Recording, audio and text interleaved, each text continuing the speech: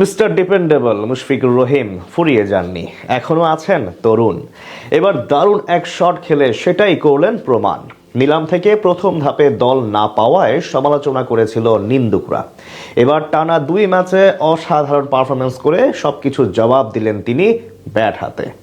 মুশফিকের সেই দুর্দান্ত শট নিয়ে বাকিটা জানবো রিপোর্টে। ক্রিজে এসে নিজের ফেস করা মোহাম্মদ সাইফুদ্দিনের ওভারের শেষ বলে এই আত্মবিশ্বাসী স্কুপ শটটি খেলেন মিস্টার ডিপেন্ডেবল। ক্যারিয়ারের পরন্ত বেলাতে এসেও অধ্যাবসায়ের মাধ্যমে নিজেকে ছাড়িয়ে যাওয়ার যে প্রচেষ্টা করছেন মুশফিক, তা যে কোনো তরুণ ক্রিকেটারের কাছে অনুপ্রেরণার বিষয় হয়ে থাকবে। আসরের প্রথম ম্যাচেও দেখা গিয়েছিল মুশফিক শো। সিলেট টাইটান্সের বিপক্ষে অপরাজিত 51 রানের একটি অনবদ্য ইনিংস খেলে দলকে জেতান 38 বছর বয়সী এই উইকেট কিপার ব্যাটার। অথচ এই মুশফিককে নিয়ে নিলাম টেবিলে চলে নানান ঘটনা। অকশনের শুরুতে তাকে কিনতে আগ্রহ দেখায়নি কোনো ফ্র্যাঞ্চাইজি। পরবর্তীতে এই ক্যাটাগরির এই খেলোয়াড়কে বেস প্রাইস 35 লক্ষ টাকায় দলে ফেরায় রাজশাহী ওয়ারিয়র্স। তবে মুশফিক তো মিস্টার ডিপেন্ডেবল, যিনি কিনা বাংলাদেশের জার্সিতে 100টি টেস্ট খেলা একমাত্র ক্রিকেটার। তিনি জানেন কিভাবে ব্যাট দিয়ে সকল সমালোচনার জবাব দিতে হয়, কিভাবে অধ্যাবসায়ের মাধ্যমে রানে ফিরে আসতে হয়। প্রথম ম্যাচে সিলেটের দর্শকদের উল্লাসে মাতিয়ে এবং নিন্দুকদের চুপ করে দিয়ে তার করা উদযাপন যেন এই বার্তাটি দিয়েছিল। বিপিএল ক্যারিয়ারে 9টি আলাদা আলাদা ফ্র্যাঞ্চাইজির হয়ে 142টি ম্যাচ খেলেছেন এই ডানহাতি। বিপিএলে 3500-এরও বেশি রান করা এই ব্যাটার এখনও হয়ে আছেন দেশের ক্রিকেটের অন্যতম ভরসার নাম। বাংলাদেশের জার্সিতে 476টি ম্যাচ খেলে ফেলা এই লিজেন্ড যেন বয়সের চাপকে উপেক্ষা করে ক্রিকেটটাকে উপভোগ করছেন আপন মনে। অনুশীলনের সবার আগে আসা এই ক্রিকেটার অন্য সবার জন্য যেমন অনুপ্রেরণার নাম, ঠিক তেমনি প্রতিপক্ষের বোলারদের জন্য বেশ চিন্তার কারণ। উইকেটের চারদিকে দৃষ্টিনন্দন সব শট খেলা কিংবা স্ট্যাম্পের পেছনে গ্লাভস হাতে দাঁড়িয়ে অধিনায়ককে সিদ্ধান্ত নিতে সাহায্য করা।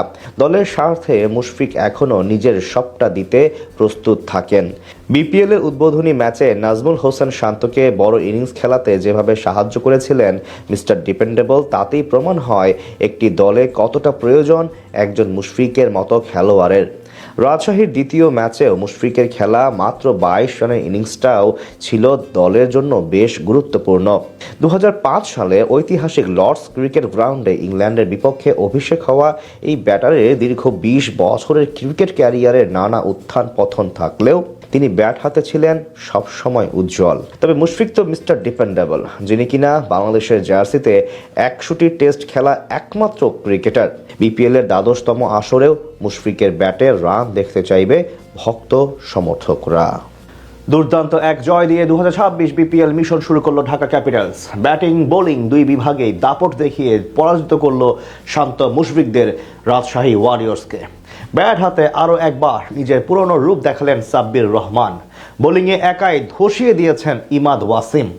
রাজশাহীর বিপক্ষে ঢাকার এমন দুর্দান্ত জয় নিয়ে বাকিটা জানবো রিপোর্টে।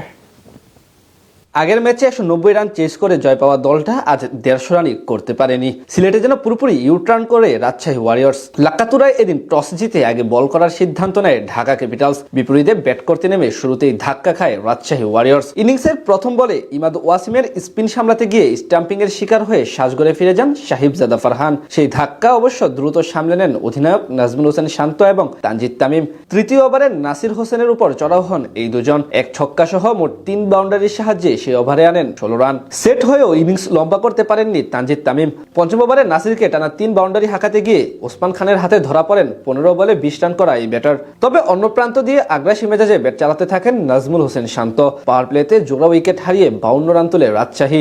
অষ্টম ওভারে ইমাদ ওয়াসিমের দ্বিতীয় শিকার বনে 13 বলে 15 রান করে বিদায় নেন ইয়াসির আলী রাব্বি। 2 ছক্কা ও 2 চার হাঁকিয়ে অর্ধশতকের দিকে আগাচ্ছিলেন আগের ম্যাচের সেঞ্চুরিয়ান নাজমুল হোসেন শান্ত। তবে সেটা আর করতে পারেননি তিনি। 11তম ওভারে ইমাদ ওয়াসিমের বলে সামনে বেড়ে খেলতে গিয়ে লঙ্গনে ধরা পড়েন এই ব্যাটার। আজ তার কাছ থেকে আসে 28 বলে 37 রানের ইনিংস। মাঝে মেহরুব হোসাইনকে ফেরান জিয়াউর রহমান। এরপর হাল ধরেন মুশফিকুর রহিম এবং মোহাম্মদ নওয়াজ। তবে বেশি দূর আগাতে পারেনি তারা। 16তম ওভারে 24 রান করে থামেন মিস্টার ডিপেন্ডেবল। এরপর একদিক থেকে নিয়মিত বিরতিতে উইকেট হারালেও লড়াই চালিয়ে যেতে থাকেন মোহাম্মদ নওয়াজ। শেষ পর্যন্ত তার 26 বলে 26 রানের ইনিংসের সুবাদে 132 রানের পুঁজি পায় রাজশাহী ওয়ারিয়র্স। বল হাতে হাতে 16 রান দিয়ে 3 উইকেট নেন ইমাদ ওয়াসিম। ছোট লক্ষ্য তাড়া করতে নেমে অবশ্য সুবিধা করতে পারেনি ঢাকা ক্যাপিটালস। দ্বিতীয় ওভারে তানজিম হাসান সাকিবের গোট লেন্থে পিচ করা হালকা সুইং করা ডেলিভারি লাইন মিস করে ডিরেক্ট বোল্ড হয়ে ফেরত যান মাত্র 1 রান করা তারকা ব্যাটার সাইফ হাসান। তবে সেই ধাক্কা সামলে ধীরে সুস্থে খেলতে থাকেন পাকিস্তানি ব্যাটার ওসমান খান এবং তরুণ আব্দুল আল মামুন। চতুর্থ ওভারে সাকিব দিয়ে যান 12 রান। ষষ্ঠ ওভারে 18 রান করা ওসমান খানকে আউট করেন তার স্বদেশী মোহাম্মদ নওয়াজ। পাওয়ার প্লেতে 43 রান জমা হয় ঢাকার স্কোরবোর্ডে। এরপর অধিনায়ক মিথুনকে নিয়ে বেশ ভালোভাবেই আগাচ্ছিলেন মামুন। সিঙ্গেল এবং ডাবলে ভরসা করে আগাচ্ছিল তারা। তবে ব্যক্তিগত 12 রানের মাথায় বড় শট খেলতে গিয়ে ক্যাচ আউট হন মিথুন। শেষ 10 ওভারে তাদের দরকার ছিল 66 রান।